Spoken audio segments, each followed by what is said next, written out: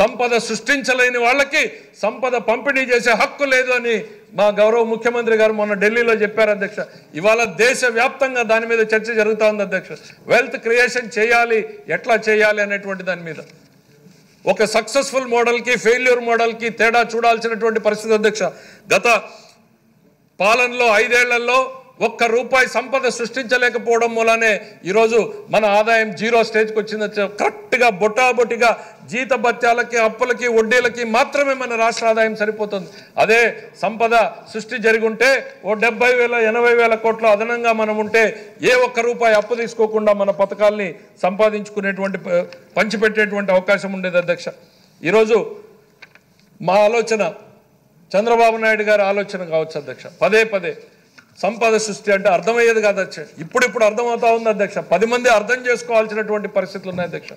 మా సంపద సృష్టి ఆలోచన వేరు, కూటమిలో ఎన్డీఏ గవర్నమెంట్ ఆలోచనలు వేరు, గత పాలకుల ఆలోచనలు వేరు అధ్యక్ష.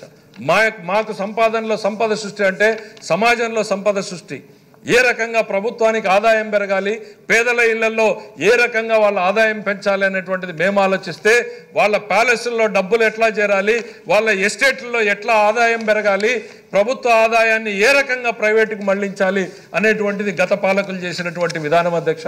కళ్ళ ముందు కనపడుతుంది అధ్యక్ష. ఇది వాస్తవం కాదా అని నేను అడుగుతున్నా అధ్యక్ష. ఎక్సైజ్ ఆదాయం దారి మళ్లిందా లేదా, ఇసుకలో దారి మళ్లిందా లేదా, గనుల్లో దారి మళ్లిందా లేదా, ఇవన్నింటికి సమాధానాలు చెప్పుకోలేకే వాళ్ళు ఇవాళ సభలోకి రాలేకుండా ఉన్నారు అధ్యక్ష. మా బాలయ్య గారి మాటల్లో చెప్పాలంటే అధ్యక్ష, ఇవాళ చంద్రబాబు నాయుడు గారి సంపద సృష్టి వేరు, గత పాలకుల సంపద సృష్టి వేరు అధ్యక్ష. బోత్ ఆర్ నాట్ సేమ్ అధ్యక్ష. ఆయన ఎప్పుడు చెప్తా ఉంటాడు బోత్ ఆర్ నాట్ సేమ్ అని. బోత్ ఆర్ నాట్ సేమ్ అధ్యక్ష.